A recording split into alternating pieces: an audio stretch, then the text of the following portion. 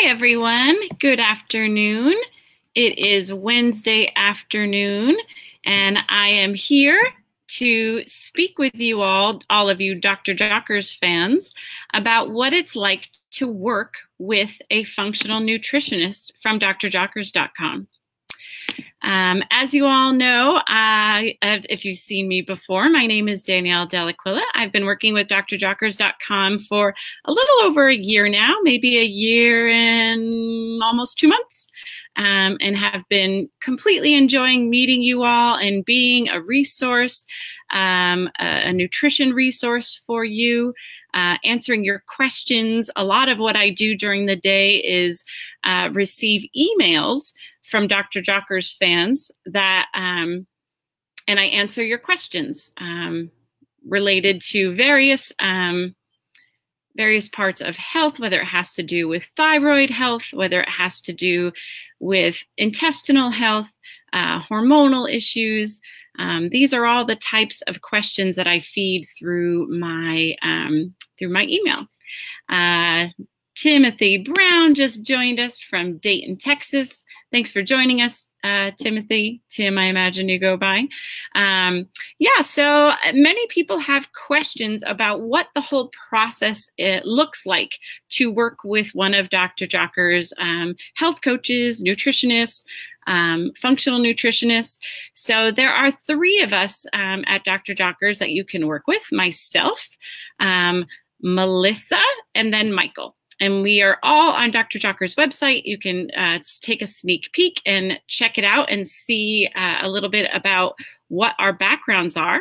I'm going to speak for myself today and just let you know a little bit about me. I have a master's degree in nutrition, and I also studied functional medicine with Chris Kresser from the Kresser Institute of Functional and Evolutionary Medicine, and I took that year-long course. Victoria Ann from Portland, Maine. I'm in Portland, Maine too right now. Victoria Ann, thanks for joining us. I spend half of my time up here in Portland, Maine, and half in Western Massachusetts. So nice to see a neighbor not too far down the road. And then we have Heather coming from Rock Hill, South Carolina. Thank you all for joining us. So anyways, I feel I invite you all to ask questions along the way. If you are curious about what it's like to work with one of our health coaches or nutritionists, and this way I could do my best to sort of answer your questions. So I'm going to go through the process. The initial process is usually someone will send me an email, and I will respond to that email and let them know if I have experience working in this particular health matter. And usually I offer a 10-minute complimentary phone call to see if if this person and myself would make a good match of working together. Also, if I do not have experience in a particular matter, then maybe I can refer them to someone who might have a little bit more experience. So that is the initial part. And then if we decide that we are a good match together, then I will send the person paperwork to be completed. And that usually involves completing their health history, a functional assessment form, signing our health policy form, as well as remitting payment. So the cost, my initial consult cost, is $249.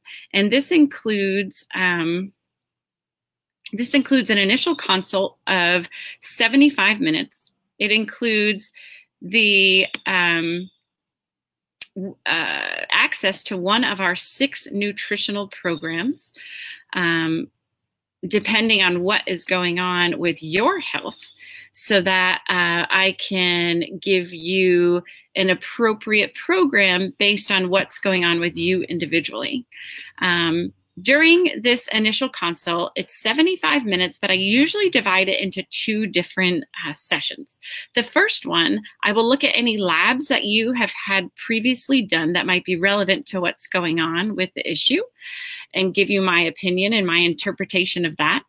Secondly, I will dive deeper into your health history and ask me perhaps that were not asked on the health history forms that you filled out.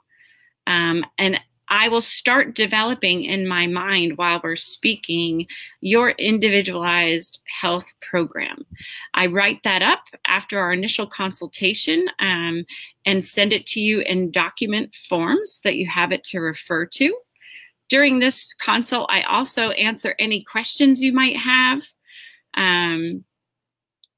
regarding, you know, whatever it is that you might have. And then I will also suggest any relevant tests if necessary.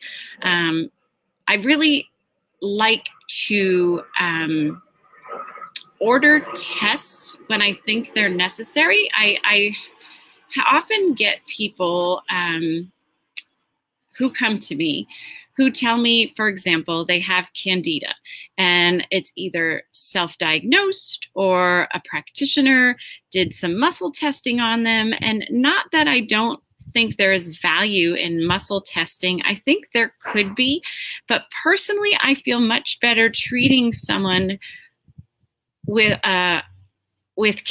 who thinks they have candida based on a stool test or some sort of test that gives me the information that they actually do have candida, because oftentimes these self-diagnoses aren't exactly accurate. So I feel cautious about that, and I really, really appreciate the concrete evidence if someone believes they have something like candida. Let's see, we've got Patti saying hello from North Dakota. Thank you for joining us, Patti. Let's see. Secondly, in the second initial consult, which would be part 2. So the first initial consult, or the first part of the initial consult, I should say, I usually do about 45 to 50 minutes gathering all that information. And then the second time that we meet, I like to go over any tests that we ordered. So usually it takes, 2 to 3 weeks to get those tests back in. And meanwhile, I'm usually communicating with the client via email to keep in touch, to answer any questions they might have regarding the program that I gave them. And during that initial consult, I will go over the basic structure of the health program that I gave them access to. Also in this second part of the initial consult, which is usually 20 to 25 minutes, I will revise the treatment and nutrition plan as needed based on the tests that we had done. So say, for example, someone had bacterial overgrowth or maybe some sort of pathogenic bacteria in their intestines. I will now revise their plan to treat the pathogenic bacteria that we found in the stool test. And so in this second part of the initial consult, we'll go over treatment. And then, I have them order their supplements, they get all their supplements in, and then they begin treatment. And so what I'll usually do, say the treatment is for 30 days, I'll usually make an appointment towards the end of the treatment and then discuss the next plan. So sometimes folks, depending on what is going on with them, sometimes folks will be fine and ready to go after that initial consult, and they don't really need my services any longer. Some folks who have a little bit more going on that might take longer than 75 minutes of time to be able to go over and really address their health issues, those types of people would be more appropriate for my longer term coaching. So after the initial consult, as a team, my client and I decide whether they're a good candidate for a longer term coaching program. And some folks decide to sign up for a longer term program. Some folks decide to do individual consults from then on out. Financially, it's best for you to sign up for a longer term program. You end up paying less money and you have greater support throughout the process, because I kind of flag you as a long-term client, and I do my best to reach out to you on a regular basis, so that there's some sort of continuity in the treatment plan. So the first option for a longer term program would be a 3-month program. And my fee for that is $400. It includes 3 hours of consult time, and I usually do this over 6 appointments. So there'll be 3 half-hour appointments, and this is to be used over a 3-month period. Option number 2 for a longer-term program is a 6-month program, and that fee is $770. It includes 6 hours of consult time to be used in about 12 appointments, and that is to be used over a 6-month period of time. Then for folks who have a real lot of health issues going on, and they're going to foresee that they're going to need my services for an extended period of time, those are the folks that a 1-year program best suits them. The fee for that is $1,500. It includes 13 hours of consult time to be used over about 26 appointments, and that's also to be used over a 12-month period of time. So sometimes I get folks who are concerned about working one-on-one remotely, and they worry that I'm not going to be right there with them. But as you can see, thanks to technology, I have the ability to do these video conferences with people via Skype, FaceTime. Sometimes people don't prefer to show their face, and that's okay. So audio, Skype audio. I work with folks all over the world. So I see we've got Anna Brown tuning in from Ireland. I actually have a client in Ireland, Anna, so that's pretty cool that I'm able to do this. I had a client in Dubai. She now moved to Europe. I think she's in France. I've had clients in England and Australia and Spain. So it's all really exciting of what we can do in this day and age to work remotely with folks. Oh, all right. We just had, I hope I'm going to not murder your name, Abdelatif Mahmoud from Egypt. Hi, thank you for joining us. So yeah, I absolutely love the idea that I can have the ability to work with folks all over the world. This is pretty incredible. So the benefits of working one-on-one is that you don't have to navigate your health all by yourself. I know even myself, and even though I have the professional background, I had a gut infection probably about 3.5 years ago. And I hired someone to help me, because sometimes when something's so close, it's hard to see the whole picture. So not having to navigate your health by yourself is really, really invaluable. Someone to support you and to be on your side and to have your back, someone who is professionally trained, giving you appropriate advice. And then it's also really nice to have that confidence that your health is in good hands. And the great thing about working with Dr. Jockers is that as his health coaches, we have him as a resource. So if there is a really tough case that I have, or if treatment that I've tried has not been as efficient as I thought it would be, I always have a weekly meeting with him in which we discuss our difficult cases, and he gives us his expert advice. So it's great for my clients to know that they have the assurance that Dr. Jockers is also there, with giving his advice when needed. So I know that I really appreciate that myself. So if anyone is, Tim wants to know, Tim is asking Anna, is Ireland really nice? So I believe it is, Tim, but maybe Anna will answer that for us herself.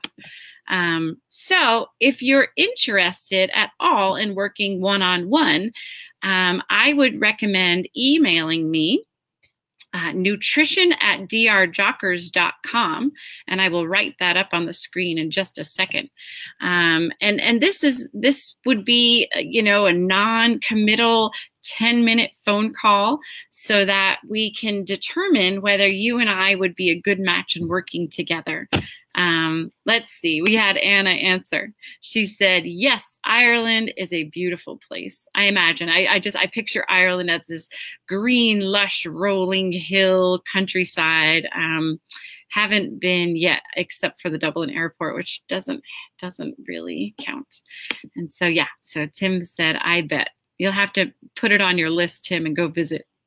So yeah, if you're interested in figuring out whether you and I might be a good match, if I can help you out, you can shoot me an email.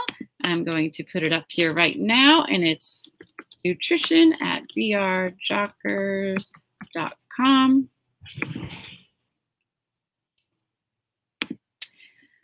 nutrition@DrJockers.com, and you can send me an email and give me sort of a little synopsis of what's going on with you, and I can let you know whether I think you and I might be a good match. And if I think so, I will schedule that 10-minute appointment for you and I to talk, and we could go over any sort of questions you might have, and put your mind at rest, and then we can go from there. So let's see, Tim had a question. Is medication bad? I take Latuda, gabapentin, doxepin, pronanapol, and Ambien. Are they all bad? Tim, I will say my stepson is leaving for work, so you might hear his car being started. So the first one, to be honest, I'm not familiar with. Ambien, I believe, is used for sleep, if I'm not mistaken. Being a nutritionist, I'm not an expert at all drugs because I do not prescribe them.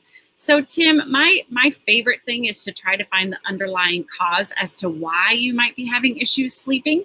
Oftentimes it might have to do with a cortisol issue. So cortisol is one of those powerful hormones that is secreted throughout the day, and in some periods of the day it is higher than others.